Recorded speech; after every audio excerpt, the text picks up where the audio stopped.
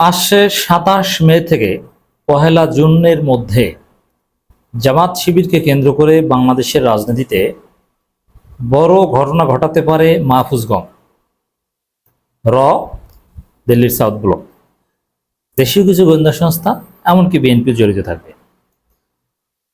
দর্শক, বাংলাদেশের আগামী দিনের রাজনীতির যে অস্থিরতা, আগামী দিনের রাজনৈতিক যে ষড়যন্ত্র, যেটা অলরেডি শুরু হয়ে গেছে, ঢাকা বিশ্ববিদ্যালয়কে অস্থিতিশীল করার মধ্য দিয়ে বাংলাদেশকে অস্থিতিশীল করার পরিকল্পিত নাটক শুরু হয়েছে। এই জায়গাটায় আগামী ২৭ মে থেকে ১লা জুন, এটা একটা ডেডলাইন, মানে ঈদের আগে, কোরবানির আগে বড় অঘটন ঘটাতে পারে, অথবা ২৭ মের আগে, যেমন ২৬ মে, ২৫ মে, আর ওই ২৭ মের পর থেকে ১লা জুন পর্যন্ত বড় অঘটন ঘটাতে পারে। কারণ বাংলাদেশের ইতিহাসে দুইটা মারাত্মক ঘটনা ঘটতে যাচ্ছে এই সময়। ২৭ মে জামাত ইসলামীর সাবেক নেতা, ঢাকা বিশ্ববিদ্যালয় শিবিরের সাবেক সভাপতি জনাব এটিএম আজহারুল ইসলামের বেকসুর খালাসের সম্ভাবনা রয়েছে। এখন এটিএম আজহারুল ইসলাম খালাস পাওয়া মানে যে প্রক্রিয়া, বিষয়টা এই পর্যন্ত এসেছে, ২৭ মে পর্যন্ত যাচ্ছে, তাতে জামাতের সমস্ত শহীদ নেতারা যাদেরকে ফাঁসি দেওয়া হয়েছে, সব হত্যাকাণ্ডের রহস্য উদ্ঘাটিত হতে পারে।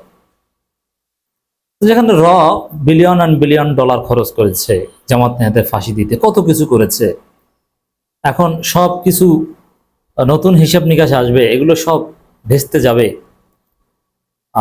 নতুনভাবে আবার সেই খাতাগুলো খুলবে, এটা মানা এত সহজ নয়। অতএব এটিএম আজহারুল ইসলামের মুক্তিকে কেন্দ্র করে তার আগে বা তার ওই সময়টায় দেশে বড় ধরনের অঘটন ঘটানোর চেষ্টা করবে, এতে সর্বশক্তি নিয়োগ করবে, কোনো সন্দেহ নেই। এর মানে আপনি ৫৪ বছর ধরে একটা কাজ করে আসছেন, সেই কাজটা মুহূর্তের মধ্যে ধ্বংস হয়ে যাবে, আপনার সক্ষমতা থাকলে সেটা করবেন না। তো এটিএম আজহারুল ইসলামের মামলার রায় যেহেতু ২৭ তারিখ, এই ২৭ মে একটা ডেডলাইন। আবার জামাত ইসলামীর নিবন্ধন ও প্রতীক পুনরুদ্ধারের আপিলের রায় ১ জুন, ১লা জুন, এই সময়টাকে কেন্দ্র করে বড় ঘটনা ঘটতে পারে। এবার আসি বাংলাদেশের রাজনীতি একটা উৎসুল, আগামী দিনের রাজনীতির অস্থিরতার উৎসুল। মনে রাখবেন যে দুইটা গোষ্ঠী দুইটা বিষয়কে কেন্দ্র করে রাজনীতি করছে, সবকিছুর প্রযোজক সাউথ ব্লক, র, দিল্লি। সেটা হচ্ছে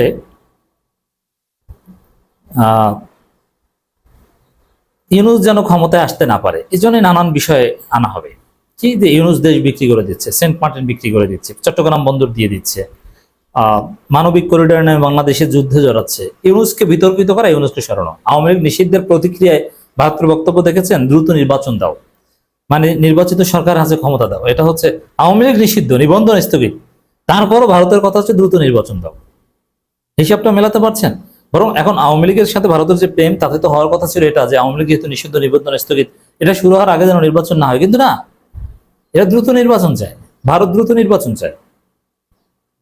তো এই জন্য মনে রাখবেন যে রাজনীতিতে দুইটা উসুল, একটা হচ্ছে যে ইউনূসকে সরাও, ইউনূসকে রাখতে দেওয়া যাবে না, আর একটা উসুল হচ্ছে অ্যাট এনি কস্ট জামাতকে ক্ষমতায় আসতে দেওয়া যাবে না। এই জন্য যা করা দরকার করতে হবে। ঢাকা বিশ্ববিদ্যালয়ে লাশ ফেলাতে হবে, ভালো, একটা লাশ ফেলে শিবিরের উপর দায় চাপানো যায়নি, আরেকটা ফেলো, সেখানেও যায়নি, আরেকটা ফেলো, সেখানেও যায়নি, আরেকটা ফেলো, এই ঘটনা করতে পারে। মানে শিবিরের উপর দায় চাপাও, জামাতের উপর দায় চাপাও, শিবিরকে সন্ত্রাসী প্রমাণ করো, জামাতকে সন্ত্রাসী প্রমাণ করো, শিবিরকে জঙ্গি প্রমাণ করো, তাদেরকে রক কাটা প্রমাণ করো। এজন্যে এই ২৭ মে থেকে ১ জুনের মধ্যে অনেক অঘটন ঘটানোর চেষ্টা বিভিন্ন মহল করবে। জামাতকে, শিবিরকে, দেশবাসীকে সতর্ক থাকতে হবে।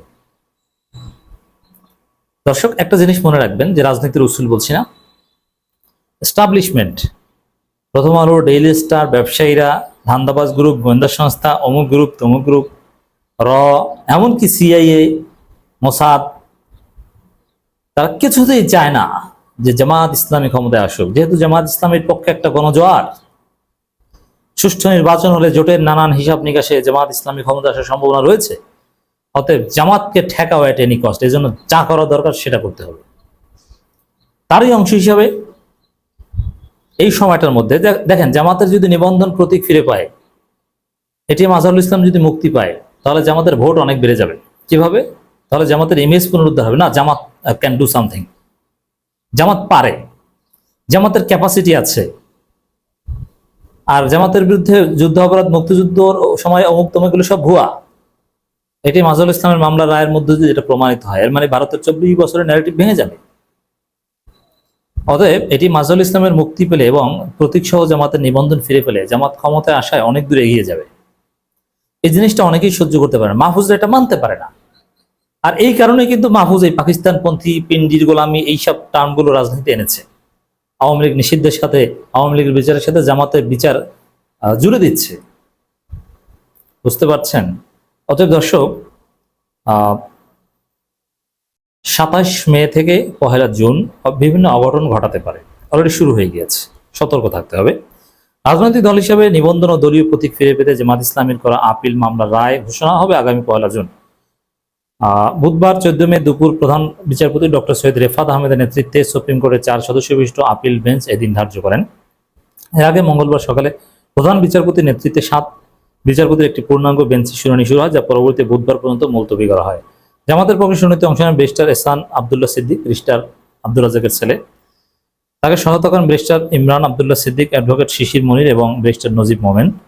উল্লেখ্য, গত 12 মার্চ থেকে রাজনৈতিক দল হিসেবে জামাতের নিবন্ধন বাতিলের বিরুদ্ধে আপিল শুনানি শুরু হয়, তবে দীর্ঘদিন পরে পুনরায় শুনানি শুরু হয়।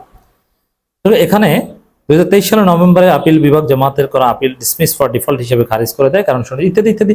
এখন এই প্রধান বিচারপতি সহ অন্যান্য বিচারপতিদের যে দৃষ্টিভঙ্গি এবং সরকারের যে দৃষ্টিভঙ্গি, এটি মাজহারুল ইসলামের ক্ষেত্রে এবং নিবন্ধন মামলার ক্ষেত্রে আমরা যতটুকু জানতে পেরেছি, তাদের দৃষ্টিভঙ্গি পজিটিভ।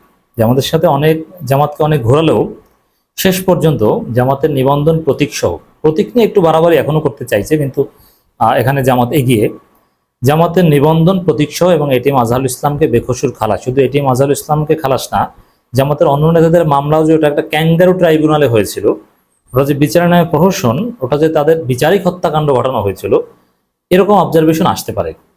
এর মানে কোর্টের যে রায়, যেটা 27 তারিখে 1 জুন হতে পারে, সেটা জামাতের পক্ষে যাবে, এটা আমরা মোটামুটি বুঝতে পেরেছি, বা আমাদের সোর্স যা বলে। এখন বাংলাদেশের বিচার বিভাগ আপনি ফেরেশতা মনে করতে পারেন না যে তারা যেটা বলবে ওইটাই, অনেক কিছু বলা যায় জামাতের পক্ষে আসবে। তো এই যে পক্ষে আসবে, এটাই মানতে পারছেন না। এখন ডক্টর ইউনূস সরকার ঠিক আছে, ডক্টর ইউনূস সরকার অনেক জামাতকে ভোগালো, শেষ পর্যন্ত জামাত বিষয়টা একদম উপর লেভেলে এই মাহফুজ টাফুজকে বাদ দিয়ে ডিল করেছে। তা জামাতের ডিলিংস বা জামাত যে প্রক্রিয়া এসেছে, একটু ধৈর্য হলো, আমির জামাত অনেক গালি সহ্য করেছেন, তারপরেও যে পর্যায়ে এসেছেন, যে প্রক্রিয়ায়, এতে জামাতের সাথে সরকারের আন্ডারস্ট্যান্ডিং ঠিক আছে। কিন্তু গোয়েন্দা সংস্থা, ওই মাহফুজগং, সরকারের 2-1 জন, এরা নানান অঘটন ঘটানোর জন্য বসে আছে। বিএনপি এটা একদম মানতে পারছে না, বিএনপি অঘটন ঘটানোর জন্য বসে আছে। অতএব বি সিরিয়াস।